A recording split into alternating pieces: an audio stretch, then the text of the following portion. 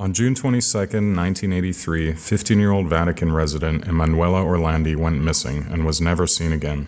Her disappearance has been linked to the Pope, to Turkish insurrectionists, Italian mobsters, and even a potential satanic orgy ring. On this podcast, we'll explore all of the seedy and suspicious characters wrapped up in her disappearance and try to find some explanation in the chaos. You're listening to History Uncovered, brought to you by the digital publisher All That's Interesting, where we explore all things weird and bizarre in the natural world and the world past. I'm your host for this episode, All That's Interesting's assistant editor Leah Silverman, and I will be joined today by one of our foremost staff writers, Marco Margaritov. Each episode will take a deep dive into a topic we haven't been able to stop thinking about. We'll first name the major players in Act 1 of this mind-bending mystery. So obviously there's Emanuela, who is 15 years old, the fourth of 5 children. She loved music and played both the piano and the flute. Then there's Emanuela's father, Emanuela Orlandi, who was a commesso, or a Vatican clerk. Then you'll need to know about 3 of Emanuela's siblings for this first part of the story. Her younger sister, Maria Cristina, her older sister, Federica, and her older brother, Pietro. You'll also hear about some of Emanuela's friends, Maria Grazia and Raffaella Manzi. On June 22, 1983, the last day anyone ever saw her, Emanuela's brother, Pietro, refuses to give her a ride to her flute and chorus lesson on his motorcycle. She's late, so this causes a row between the two. She takes the bus from the Vatican to Saint Apollinare in Rome, which today takes about 29 minutes. When she gets there, she's approached by a man claiming he works for Avon Cosmetics. He offers her a job doing promo at a fashion show at Sorel Fontana Fashion House in a few days. At that time, Avon only employed women. Emanuela says she has to ask her family and goes to her lesson. She leaves around 7 p.m., with some saying she left early and seemed distracted, while others claim everything was normal. After her appointment, she calls home and tells her sister Federica about the man she met earlier. So according to a journalist who wrote about this case, Orlandi actually left class early because she was excited about the offer and wanted to get permission from her family. Yeah, and a lot of it is conjecture. He has quotes in there like, maybe the man tells her not to talk about it with her friends so they won't also ask for work. Maybe he makes other excuses. But likely she's excited about the offer because she would be making quite a bit of money for a little amount of work. Right, especially for a teenager. So she tells her sister about this, and Federica says to tell their parents about it before making a decision. And after this call, there are 2 differing accounts of what happened. The first one, Orlandi meets with school friends Maria Grazia and Raffaella Manzi and talks to them about the offer. The 2 friends leave around 7:30 p.m. while she stays behind to wait for a less crowded bus. In the second account, Emanuela meets with Raffaella only and tells her that she will meet the Avon man again to tell him that she does have to ask her parents first. At 7:30 p.m., Raffaella takes the bus home, but she sees Emanuela talk to a red-haired woman, which some say was another student at the school. Nonetheless, Orlandi fails to meet her sister, Maria Cristina, as agreed upon at the Tribunale della Cassazione, which is across the river from the music school. Maria Cristina thus gets home alone, which worries Orlandi's parents. They call the school and start panicking a little bit. They call the police, and the police say they need to wait 1 day to file a report, which they do. After the report is filed, a police officer reports seeing a woman matching Emanuela's description. She was in front of the Senate asking him for directions to the Oratorio del Filippini, which is about half a mile away from the music school. He also says the girl was with a 35 to 40-year-old bald man who drove a BMW Touring, and that this man matched the description of a gangster named Enrico de Pettis.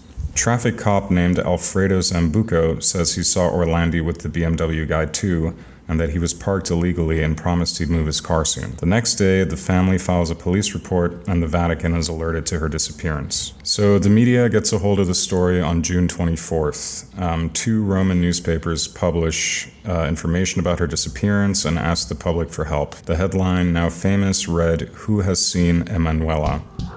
The papal address of July 3rd, 1983. Desidero esprimere la viva partecipazione con cui sono vicino alla famiglia Orlandi, la quale è nell'afflizione per la figlia Emanuela di 15 anni, che da mercoledì 22 giugno non ha fatto ritorno a casa. Act 2. With Emanuela disappeared, a whole new roster of characters enters the picture. Here are the most important ones. Emanuela wasn't the first girl to disappear around the Vatican that year. A young girl named Morella Grigori, who was also 15, disappeared on May 7th, 1983, under weirdly similar circumstances. Two men named Pierluigi and Mario were the first to call the Orlandi family in the days following her disappearance. You should also know about Giulio Gangli. He was a friend of the family who also happened to be a secret agent for the Italian CIA. And Enrico De Pettis, one of the bosses of the Magliana gang. He was potentially the guy in the green BMW and strangely entombed in the Vatican Basilica when he died in 1990. This is strange because the Vatican Basilica is usually reserved for clergy and men of faith. It should also perhaps be noted that in 2011, former gang member Antonio Mancini, who worked with Enrico De Pettis, claimed that De Pettis' burial was actually a reward for his role in convincing other members of the gang to stop intimidating the Vatican. The Vatican Bank had borrowed money from a one Roberto Calvi and his bank Banco Ambrosiano. And who's Roberto Calvi? He's quote-unquote God's banker, general manager of Banco Ambrosiano. Calvi was murdered in London, presumably by the mob, and was suspected of being involved in the murder of Pope John Paul I, as dramatized in The Godfather 3. What's more, he died in 1982, shortly before these kidnappings took off. Lastly, you should know about the Grey Wolves. They're a Turkish far-right ultra-nationalist gang known for assassinations and bombings, including the attempted assassination of Pope John Paul II, who was Pope at the time.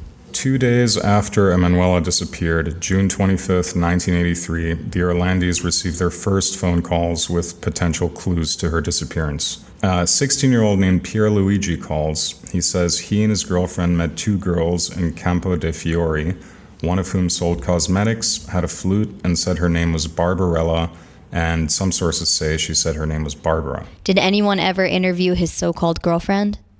So Pierluigi just called in, and no one even knows who he is. He basically was an anonymous caller who told officials this story. He called again the next day and said the cosmetics were Avon products, confirming those earlier narratives. He also said she had astigmatism, which is kind of an odd detail to include. And he said the girls that he met planned on playing at Barbarella's sister's wedding, which is interesting because Emanuela's sister, Natalina, was getting married that September. It kind of makes me think of when somebody's lying and they come up with a bunch of little details to try and justify their lie.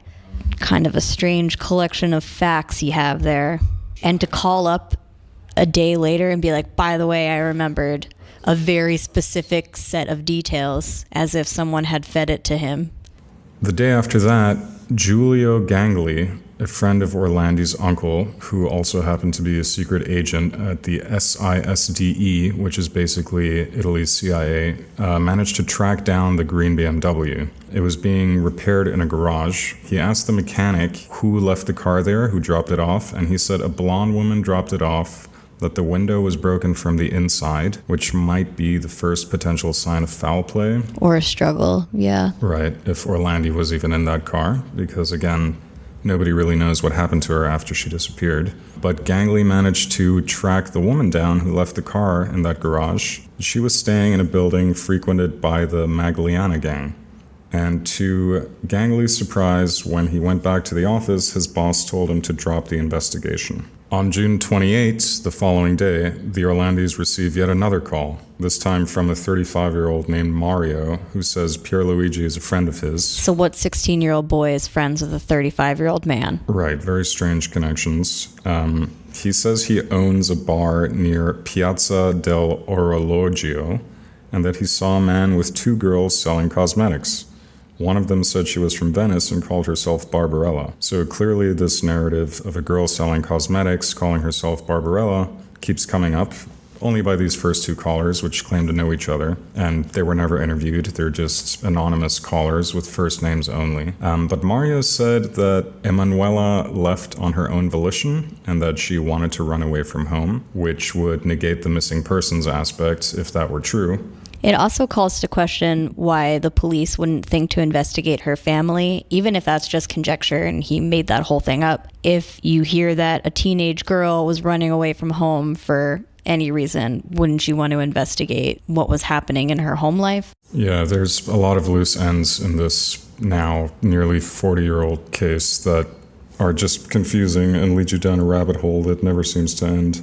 But during that call from Mario, he said he estimated the height of this Barbarella to be 4'11", while a second voice on the phone was heard saying no taller. Emanuela was 5'3" when she disappeared, so some of these pieces seem to fit, but it's not really evidence of any kind. We have two young men with very specific and similar stories. Right, Mario who seem and to be Pierluigi. being led in some way, perhaps. Right. So a few days go by, and on July 3rd, Pope John Paul II gets involved in the story publicly for the first time. He makes a public appeal to those responsible for her alleged kidnapping, saying, "I'm close to the Orlandi family." And he goes on to speak about her at least 7 more times in the following months. But at this point, it's kind of odd that this is already an official kidnapping, because that hasn't really been confirmed by anyone. The people who called even, the only claims are that she left on her own volition. And besides that, there's really no sign of forceful kidnapping. So it's kind of strange. Right. So it's interesting, first of all, that the Pope would say something in the first place. How involved does the Vatican usually get in local affairs or police affairs like this? Is it not unusual that they say something if they hear something's happening in their local small community? Do they normally take a vested interest in police matters? And second of all, how did the Pope already come to the decision that she was kidnapped if, as you said, they both said she was with a man, but one of them said that she was leaving of her own volition? Yeah, Which does not suggest a kidnapping. The pleading to kidnappers is the strangest thing, and the Pope also says another weird thing later on, which we'll get to. I would say it's fairly unusual for the Pope to make public speeches about a missing girl, but... Especially because we know that a young girl went missing 40 days exactly before Right. Emanuela did, and I didn't see anything about the Pope making a plea to her disappearance in public. Yeah, I suppose the only difference is that Orlandi's father worked there and managed the Pope's audiences, but it's really not clear if they were close at all, if you can be close to the Pope as a clerk. I mean, if you're managing his audiences, you're keeping track of who's coming in and out of his office, and if he's hanging out with some seedy characters, you would be privy to that, at least during office hours. You know what I mean? So he could potentially, her father, Emanuela's father, could potentially have a whole stock of information of his own. But we don't seem to have anything from him. Yeah, very little. On the record. It gets even weirder, though, because 2 days after that, on July 5th, a man dubbed L'Americano calls, and he's named as such due to his accent, which doesn't particularly sound American, but was probably just a casual descriptor that the Italian authorities described his non-Italian accent as. He called and asked for the Pope to release Mehmet Ali Akka, who was a Turkish gangster imprisoned 2 years earlier for trying to kill the Pope. L'Americano asks for his release by July 20th, so 2 weeks and a day after he called. And he said Pierluigi and Mario were both part of his crew, so he called the Vatican press office first and then the Orlandi family. Which is also strange because if Pierluigi and Mario were part of a group that had their own agenda, why would they call with any information to the police to prove that they knew who she was and that they had to be taken seriously because they knew who she was?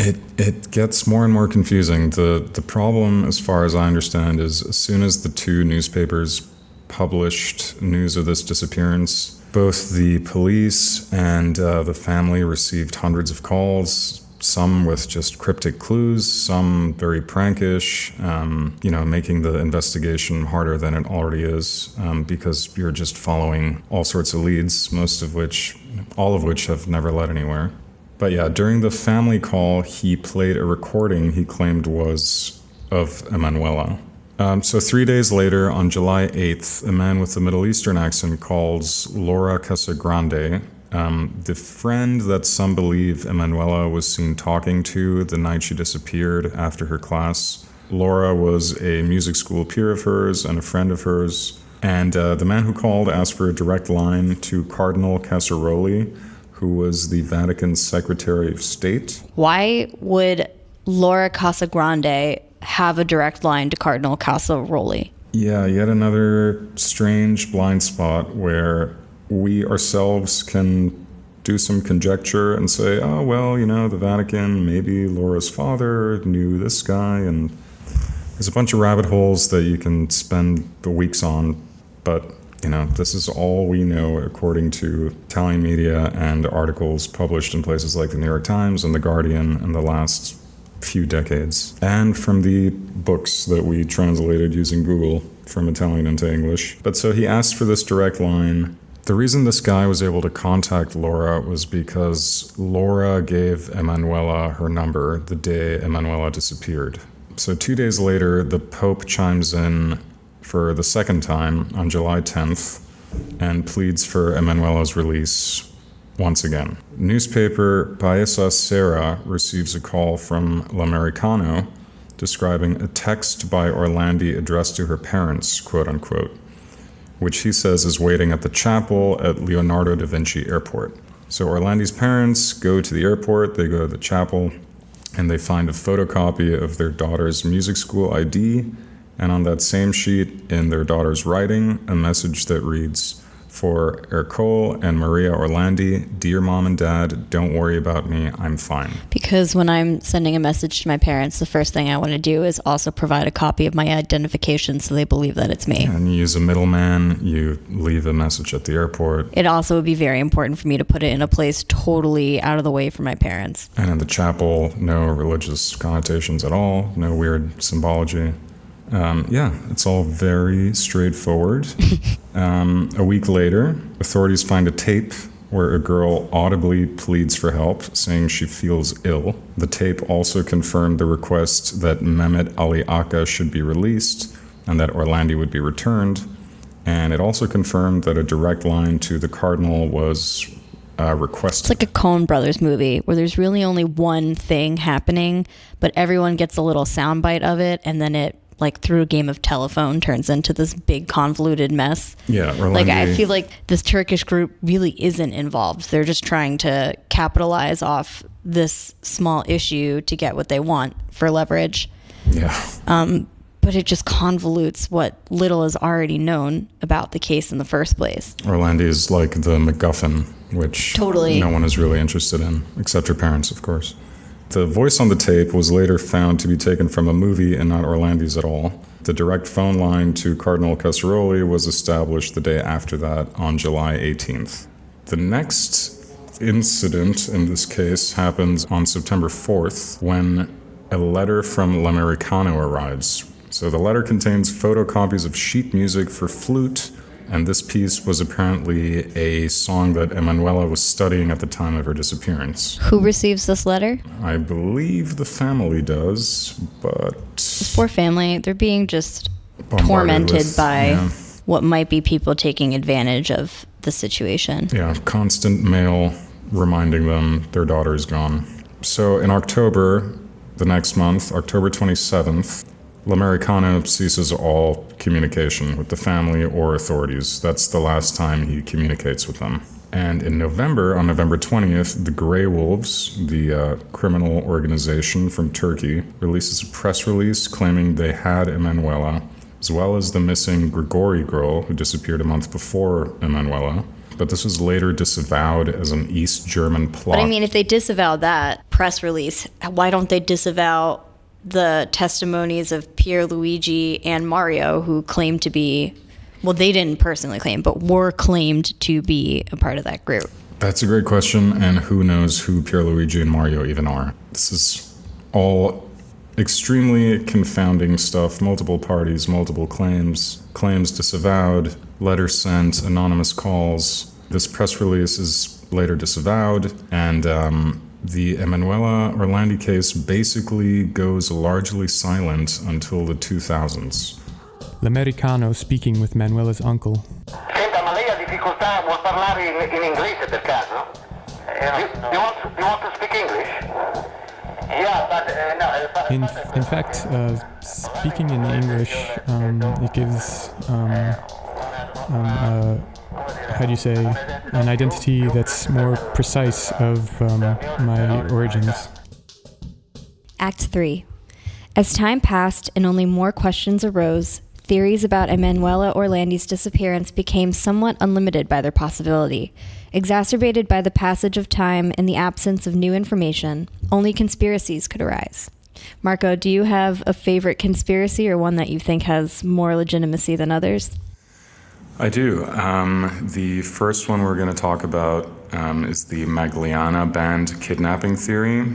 I like this one the most because it's the most down-to-earth. It basically centers on common issues of conflict, just money, and there's a bunch of theories that will come up, one of which centers around satanic sex orgies and stuff, and while those are entertaining and certainly very visceral and colorful, this makes the most sense to me. This theory basically revolves around the Magliana band, of which Enrico De Pettis was one of the bosses for. And they're just like your regular mob, right? They are an Italian mob, yes. Part of the mafia, I guess. I'm not sure how exactly that works. But De Pettis was the guy seen in the green BMW, according to one of the witnesses. So the theory is that this guy did kidnap Orlandi because the Magliana gang lent the Vatican Bank a large amount of money,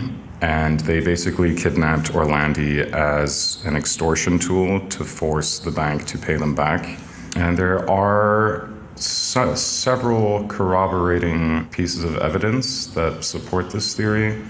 I guess this would also be a good time to point out that the bank scandal between the Vatican Bank and Roberto Calvi's Banco Ambrosiano could be a podcast of its own.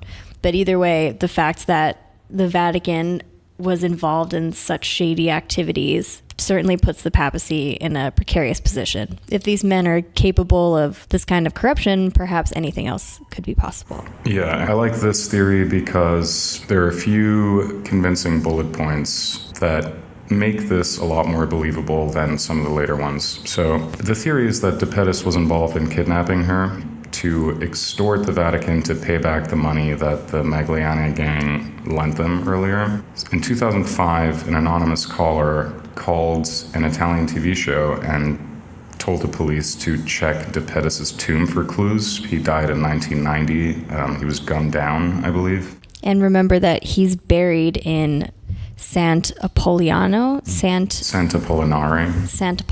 which is typically a holy burial ground that's not reserved for the likes of Italy's underworld. Right. So I initially thought that this anonymous caller suggested they check that tomb because they might find a clue in there or they might find remains of Orlandi in there. But in context of these upcoming clues, it seems like the call itself was a tip. Basically, look at the tomb of this person, Enrico De Pettis. That might just mean he was involved.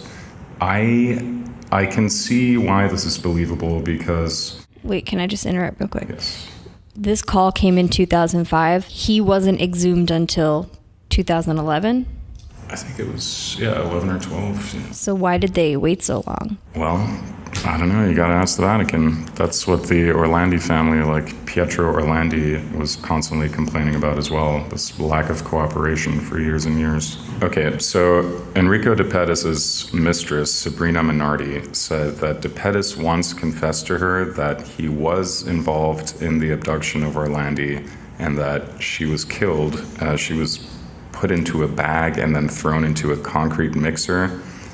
Oddly enough, she also said that she saw one of these bags being thrown into a concrete mixer and that De Pettis confirmed to her that Orlandi was in that bag. So between a confession and this strange statement of possibly having been a witness to, depositing her body into a mixer, why make that up? I guess we can get into motivations later, but... She also said that Orlandi had been brought to an apartment in the center of Rome, and Rome's public prosecutor, Giancarlo Capaldo, and his team did actually discover an apartment above the grotto, which belonged to De Pettis' gang. and they found steel, likely from a chain, but they weren't able to test it for DNA. And they can't say for sure whether Emanuela was held there, but they're pretty convinced it was a site where kidnapped victims were kept. Right.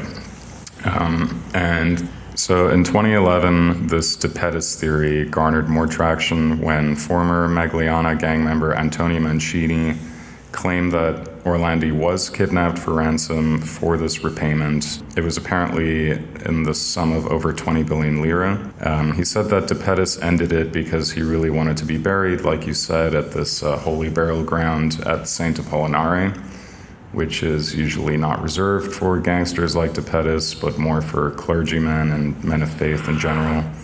So between his mistress and this former gang member, and the sketch, the guy in the BMW, and just the fact that this is all based on money and just like relatable motivations, this kind of makes the most sense to me. There are one or two others that I could see being realistic, but I like this one the most. The second theory we have is pretty cut and dry, at least at first. It's that Orlandi ran away from home and she just wanted to leave her family, basically. This is corroborated by Pierluigi and Mario, the one 16-year-old and the other 35-year-old. Who were friends and apparently somehow tied to the Grey Wolves. Right. So 16-year-old Pierluigi, the first person to call after Orlandi vanished, said a girl matching her description, calling herself Barbarella, approached him, and apparently she got a haircut because the description didn't match this Barbarella girl that he was interacting with. But she said she just ran away from home. She was now selling Avon products. And that was confirmed by Mario 3 days after that on June 28th. This is the guy who owned a bar located near both the Vatican and Orlandi's music school. He said a girl named Barbara said that she ran away from home, but she did want to come back for her sister's wedding in September, which, Orlandi's sister was getting married in September, but this is kind of a strange theory that feels like a bunch of cobbled together. To me, it feels like they weren't directly involved in her disappearance, but they know somebody who either is or was privy to that information, and they were given that information to use as leverage to get Akka released from prison. It just seems that if you are part of a criminal organization that's responsible for kidnapping a 15-year-old, why even call and say, oh, I saw that girl, she wants to be gone? Why even risk? Because also that undoes everything. If the point is that she wants to be gone, then they have nothing to hold over the Vatican if they have her. Right. It's pretty confusing. Which is why I feel like this was a case of wires being crossed between the Grey Wolves and somebody on the inside of what actually happened to Emanuela, who was in contact with them and was like, hey, you could use this to your advantage to leverage what you want from the Vatican. Yeah, and knowing that Orlandi's sister was getting married in September, that's probably not hard to find out. That could ingratiate yourself as being credible. Like, oh, they also they brought must up have met all her. those little details in the beginning. What did they say again? They sent like her music, and they had her ID pass, and they were saying these were all proof that they had her. Kind of like when methinks the lady doth protest too much type thing. Yeah, so between these two that we just covered, the first one still reigns supreme to me. This second one is just super muddled, and I don't really understand what the plays here are. We can continue with the Akka conspiracy. Right, so this might be the most complex one. 1 month earlier, Mirella Grigori went missing. Right. Also 15. And then Akka admitted in 2006 that both Emanuela and Mirella Grigori were kidnapped by his organization, the Grey Wolves, to extort the government for his own release. Yeah, this expands the international aspect of these theories a lot more. So Akka said both girls were kidnapped for extortion purposes to get him released. He said both of them were taken to a royal palace in Liechtenstein. How they had access to said royal palace is beyond me. And Aka was released from prison in Istanbul after a 25-year sentence served in both Turkey and Italy. And after he was forgiven by the Pope, he tried to shoot. Yes. So Aka was permanently released from prison in 2010. He was released prior to that, but authorities described it as a quote-unquote mistake, so he was re-imprisoned. How that works, I'm not sure. But that November in 2010, he was being interviewed on Turkish state TV channel Turkey TRT. He said it was the Vatican who attempted to kill the Pope, not him, and that Orlandi was being kept prisoner by the Vatican for him, which I don't really understand. Like as a present? There's also a KGB aspect to Aka's attempted papal assassination. And it ends with Aka saying that Orlandi was still alive and living somewhere in Central Europe as a nun in a Catholic monastery. Yeah, and he said that her family could see her anytime they wanted, but that Orlandi was not allowed to leave. I mean, this doesn't make sense to me because the family has been campaigning to find their daughter up until like this year even. So if they could see their daughter anytime they wanted, I'm sure they would have. So another strange aspect to the Mehmet Aka theory is that he claims that the assassination on the Pope was ordered by the KGB. They would pay him 3 million Deutschmarks, which at that time was, I don't know, over $1 million. That would have been the worst deal in the history of trade deals, ever. That's a serious hit. Anyway, he's screwed up anyway. The Pope didn't die, and he went to prison for over 20 years. Is that why they have the Pope Mobile? I mean, yeah, it's bulletproof. But Such an intimate thing. Pope in a bulletproof bubble. It's a cool little car. So what is our next theory? The Vatileaks, which suggests that Orlandi was alive and well for a long time and was actually being kept alive by the Vatican in secret. Right, so the Vatileaks most directly implicates the Vatican out of all of these, except perhaps the one coming up next.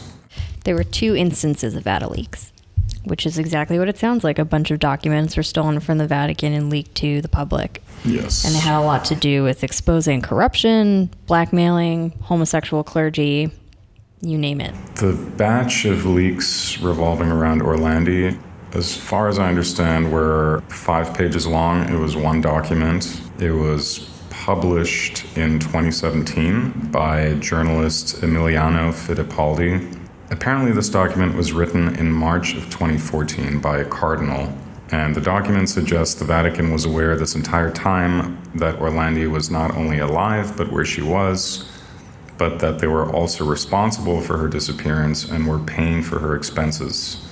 The Vatican called this quote-unquote false and ridiculous, and to his credit, even the journalist said, "Look, I don't know how legit or false this document is." He even called it a poisoned meatball, because if it were false, it basically discredits this whole theory, but if it's true, his direct quote is, "If it is true, it opens up incredible chapters in a story that's still murky."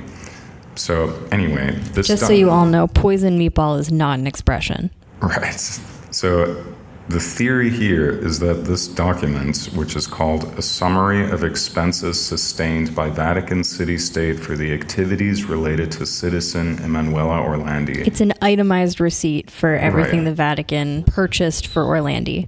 From the year of her disappearance to 1997. And in total, the expenses are around $300,000, and they're itemized as things like transfers, room and board in London and other places, including medical expenses from a gynecologist and Vatican-funded efforts to find her. Right, so this theory, it seems like the theory suggests while the Vatican was publicly saying, yes, we'd love to help, we're doing everything we can, and maybe even funding some of these investigations, they knew where she was the whole time, and they were paying for her to be out of the country, it seems. Why they would do that is completely unclear. Why be involved in a kidnapping just to pay for a girl to live somewhere else. Maybe missing girls are just shipped around Europe and the Vatican is involved. Who knows? But Fittipaldi said instead of returning her to her family, they kept her in London. It's unclear why. And again, to his credit, he said it's wrong to leap to conclusions. Regarding these Vatileak documents about Orlandi, her brother Pietro said, it's hard for him to believe that his sister was alive and well in London and was being paid for, but she never managed to contact her family for decades at that point. He said, it's clear that she wasn't able to move freely. Should the document be real, it is very serious because it implicates the Vatican in a kidnapping. And he also said, you can't close a case when new documents emerge after 34 years that still have to be verified regarding the veracity of that document. What I also don't understand is if they were keeping her alive for that long, where is she now? The Orlandi family lawyer, Laura Scrow, said 2 years ago in 2017 that she'd been trying to get the Vatican to help for months. She wanted to see all the Orlandi-related documents and to speak to the Secretary of State, Pietro Parolin.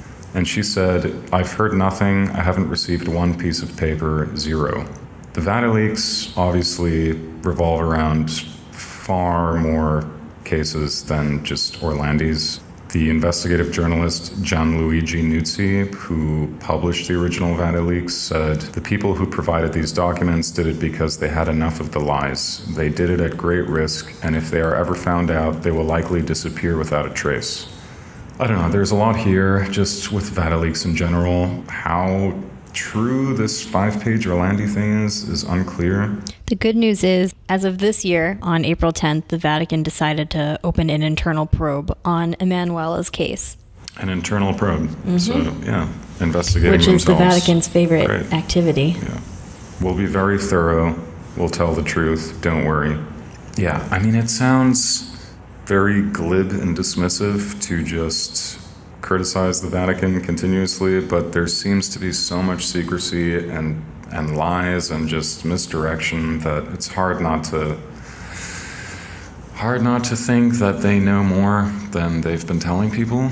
Weirder still, when Pope Francis met the Orlandi family, he said to them, "The truth is in the sky," which is weirdly ambiguous for a pope who's been pretty frank and modern. Yeah, don't look at me, look up. Our final theory here is probably the most controversial. The theory is basically that Orlandi was kidnapped to partake in secret Vatican sex orgies involving priests and high-ranking officials. The theory was put forth by Father Gabriel Amort, who was appointed by Pope John Paul II as the Vatican's chief exorcist. Yeah, I think the one that I buy the least is the sex orgies. I am with the sex orgy narrative until you realize that the guy who puts it forward thinks Harry Potter is satanic and that yoga is satanic. He also thought The Exorcist was based on a true story and very indicative of real life. I mean, him being an Exorcist fan, that's a plus for me, but... He is an exorcist. He's an exorcist, even better. It is definitely the most fun, though, an eyes wide shut situation. Yeah. I mean, I guess it's not fun if it ends with the death of 15-year-old girls, but no, but that's it's sexy. That's the problem with theories like that, is that they are the most colorful and you want to read about them the most, at least for me sometimes. In 2012, he said Orlandi was kidnapped to be raped in secret Vatican sex rituals, and then she was subsequently murdered and disposed of. His quote was, "This was a crime with a sexual motive. Parties were organized with the Vatican gendarme acting as the recruiter of the girls. The network involved diplomatic personnel from a foreign embassy to the Holy See. I believe Emanuela ended up a victim of this circle." He also said all these international organized crime theories are nonsense. Okay, well, this guy's theory, this chief exorcist's theory, while it might sound somewhat plausible, again, he said yoga is satanic because it leads to Hinduism, is something I read. That was his reasoning. And yeah, Harry Potter is dangerous. So Yeah, so out of all of these, we have Orlandi was kidnapped for secret Vatican sex orgies. Orlandi ran away from home. Orlandi was kidnapped and held for ransom by a Turkish insurgency. And lastly, the Vatican was involved and they paid all her bills and they just wanted her to live in London. I feel like that could be a part of the sexual scandal. Like, they basically were keeping her as a prostitute, a well-paid prostitute. Yeah. I don't know if she was well-paid. I feel like the truth is, I mean, obviously it's utterly nebulous, but between all of these, some of these things just sound right. There's two options, basically. Either she's dead, she was kidnapped, used, killed, or she's alive and she's still nowhere to be found. So she might have been kept and used all along. Sexual purposes kind of makes sense to me. That's like a steady income for whoever is in charge of this. Why wouldn't she contact her family? Was she brainwashed? Did she want Threatened. to? It doesn't seem like she had a horrible life at home. You know, she was a 15-year-old teenager taking But again, that's a flute fault lessons. of whoever was responsible for investigating her family. We don't know anything about her family. We can only assume that they want her back and they have no involvement in her disappearance. There's never been a single source that said the Orlandi home life is terrible. It makes sense that she wanted to flee. Her father had seedy dealings. I mean, the only real connection would be that her dad worked for the Pope and was responsible for everyone that came and went from the Pope's office. So he could have been privy to some information, and maybe that would have made his daughter a prime target if it had extortion purposes behind it. Yeah, that's both the problem and the allure of this whole Orlandi thing is that a lot of questions are unanswered and a lot of the people involved are dead. Like, her father died in 2004, I believe. So all you can do is go down these rabbit holes and eventually you get to a dead end because there's no more information. Yeah, all you're left with is myth. Rummaging, through some of these theories, some of which seem completely cartoonish. It's unfortunate that the fate of this 15-year-old girl has to be left to everyone's imagination. It's also crazy that this has continued up until 2019. Like, we might get more information on this as time goes on. Again, I think some combination of mob kidnapping and sexual trafficking makes sense to me the most. The Vatican, I mean, from what I understand about the Vatican and this whole Vatileaks angle, they probably are aware of a lot more than they've let be known. What I don't understand is the Vatican has been the subject of conspiracies that are being brought to light, sexual conspiracies, rape conspiracies, what happened with those nuns in France, how they were basically sex slaves. Yeah. All this information is coming out. The fact that something like this is still under wraps leads me to believe that it might be even bigger than anything we've heard thus far. Right. Or they would have been perhaps more willing to share what they know. Right, if it was just... They've had a vocal family who lives in the Vatican, desperate for information, and they've still decided to withhold. So I can only imagine that it's much more tied to a lot of important people and entities than what we've seen. Rather than just a simple kidnapping. Yeah. Or they don't even know. Yeah. Okay, well, those are our theories. We do have a smaller article about Orlandi on our website, allthat'sinteresting.com, and we have some hilarious, sad, great, intelligent comments on that article, and we encourage you to comment as well. We're going to read some of those now.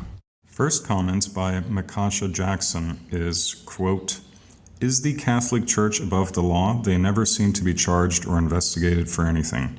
The second one is by Jordan McFarlane. Makasha Jackson, the Vatican is technically its own country with no extradition treaties. They do their own investigations and are not beholden to any outside authority. All right, so I think those two comments are some of the best we're going to read today because it's downhill from here. It points toward the Vatican being its own state and having its own authority and, affecting investigations like this for better or worse. It does go downhill from here, you're right. The third comment is by Leroy Kelly. Listen up, all of you. This has Epstein and Trump written all over it. Just watch. By the way, why do you think this is getting coverage right now? Asking for a child rape victim. Pretty sure it's getting coverage right now because of the bones. Right, because there was a discovery and another hint that her remains might be found. Brian Sharples, is this why the Christian anti-abortion crowd has been lobbying more virgin fodder for the Benjamins? I'm not even sure what that means. That means he's a conspiracy. Yes, please translate. He believes that people are anti-abortion because those who are into satanic sex orgies with underage children need more children to abuse. Or is he saying... So don't kill our victims, he means. Oh, I see. Keep populating our orgies. I hate that I could decipher that. Ashley Jackson said, I always wondered why it was the Jews that got hit so bad and not this shit religion. It's because Hitler was a shit-eating pedophile with mummy issues, who was also down with the rich and powerful. Thank you, Ashley Jackson. Salida Mordo Rosado. Hitler was a good Catholic. However, the history of the church goes back 1,000 or more years, corrupt from the start in every criminal way. Ashley Jackson actually replied to that and said, you just wrote Hitler was a good Catholic, so basically Hitler was a good genocidal shit-eating nonce, in your mind? And then Salida said, yes, I should have put in quotes. I should have put good in quotes. Oh, I see. Anyway, those are some of our best, worst, most hilarious, most depressing comments. If you want to leave a comment, go to allthat'sinteresting.com and find our article on Emanuela Orlandi. And if you have any of your own theories or you know something that we don't know, please feel free to comment on the Orlandi article or email us at podcast@allthat'sinteresting.com. And if you send us something particularly salacious, we'll probably read it on our next podcast. Be sure to follow us on Instagram at instagram.com/realhistoryuncovered and facebook.com/historyuncovered. And if there's a story that you'd like to hear us do, hit us up. Thanks for listening to History Uncovered. I'm History Uncovered's producer, Kit Westneat. If you like the show, help others find us by leaving a review on Apple Podcasts or Spotify. And be sure to follow the All That's Interesting and History Revealed pages on Facebook and Real History Uncovered on Instagram. Make sure you don't miss out on the new episodes and subscribe to the History Uncovered podcast. And keep up with our latest stories at allthat'sinteresting.com. If you have a question about the show or just want to say hi, feel free to call us at 929-526-3029 or email us at podcast@allthat'sinteresting.com. This podcast is part of the Airwave Media Podcast Network. Visit airwavemedia.com to listen and subscribe to their other fine shows like Legends of the Old West and Redacted History. Until next time, keep exploring.